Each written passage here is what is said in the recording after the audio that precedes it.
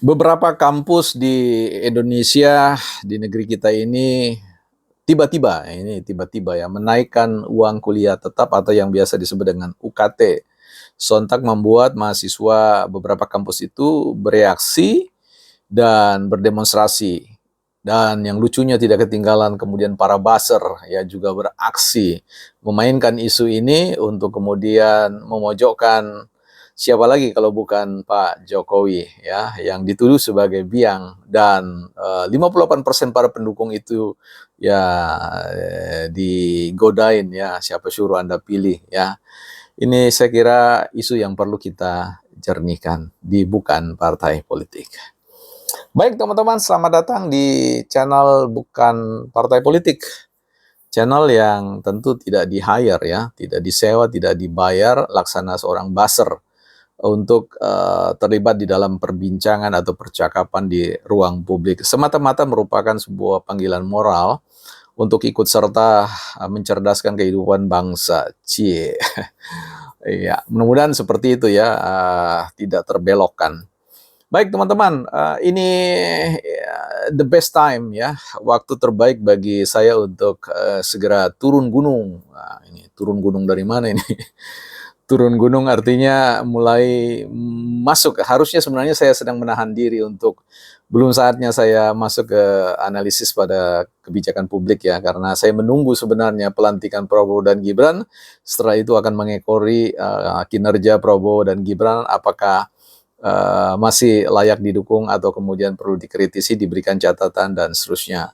Yang sejelasnya, sepastinya kehadiran bukan partai politik ini adalah channel yang berdiri pada pijakan suara rakyat ya, rakyat yang mayoritas tentunya.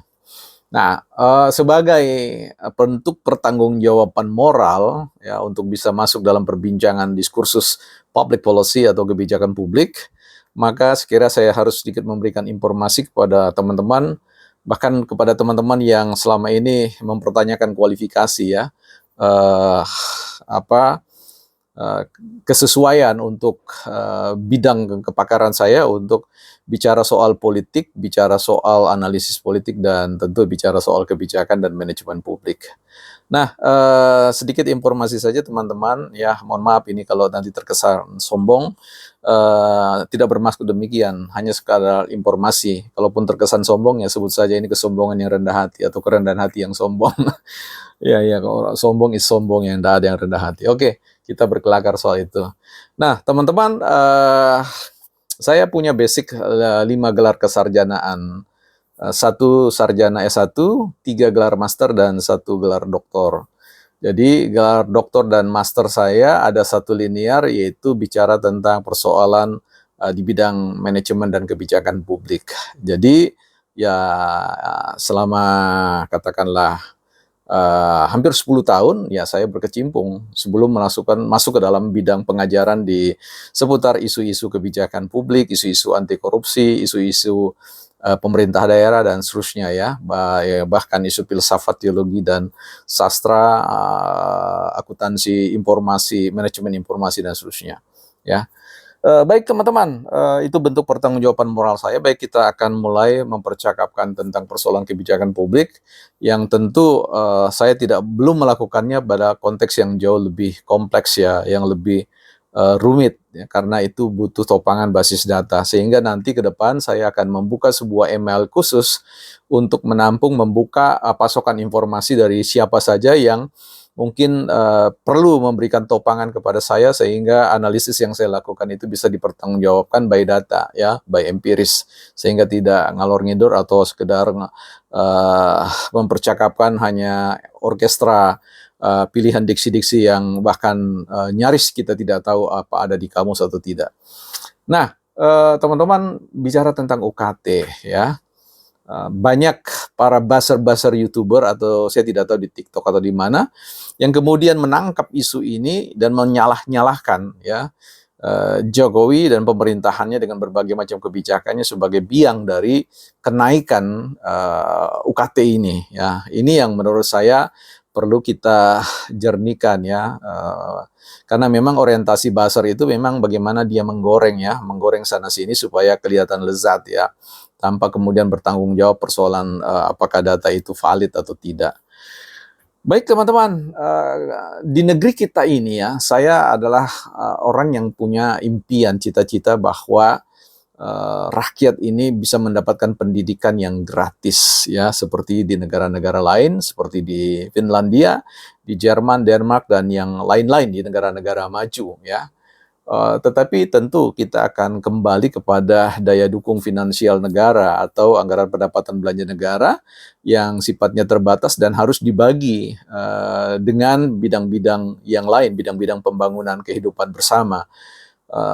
Nah, ini yang menjadi sebuah soal ya, artinya pemerintah dengan kebijakan budget 20% dari anggaran pendapatan belanja negara ini sedang mengupayakan agar supaya pendidikan itu terjangkau lah, seperti itu.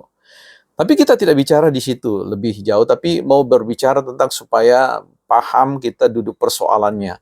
Kenaikan UKT itu terjadi pada jenis perguruan tinggi negeri yang BH ya, statusnya BH, karena perguruan tinggi negeri itu ada 3 status. Yang satu adalah status BH atau badan hukum, yang kedua adalah berstatus yang disebut dengan badan layanan umum, dan yang ketiga adalah status satuan kerja, di mana masing-masing itu berbeda dalam konteks garis hierarkinya, koordinasinya, dan seterusnya. Jadi ketika kita bicara tentang kenaikan UKT itu sebenarnya lebih dipersoalkan pada badan hukum ya, perguruan tinggi negeri yang BH, status BH, karena memiliki otonomi atau kemandirian ya di dalam menentukan kebijakan, termasuk financial policy-nya ya, kebijakan keuangan pembayaran UKT-nya. Nah, ini yang perlu digarisbawahi ya. Jangan sampai kemudian kita salah menalar itu, bahwa kenaikan UKT ini oleh karena ulahnya Pak Jokowi ya. Nah, sekalipun bahwa dalam penentuan itu ada koordinasi, tetapi melalui pernyataan dari Menteri Koordinator Pembangunan Manusia Pak Muhadjir Effendi itu mengatakan bahwa kenaikan UKT itu terjadi ya secara tiba-tiba. Ya, bisa disinyalir mungkin belum ada koordinasi dengan pemerintah ya. Ini menjadi sebuah hal yang patut untuk terus ditelusuri ya, sekalipun ada kegeraman publik terkait dengan statement dari deputi atau yang mewakili Kemendikbud Ristek itu, yang mengatakan bahwa pendidikan itu merupakan hal yang tersier atau kebutuhan tersier, kebutuhan yang bukan masuk dalam ranah kebutuhan pendidikan wajib ya, minimal 12 tahun SD, SMP, dan SMA.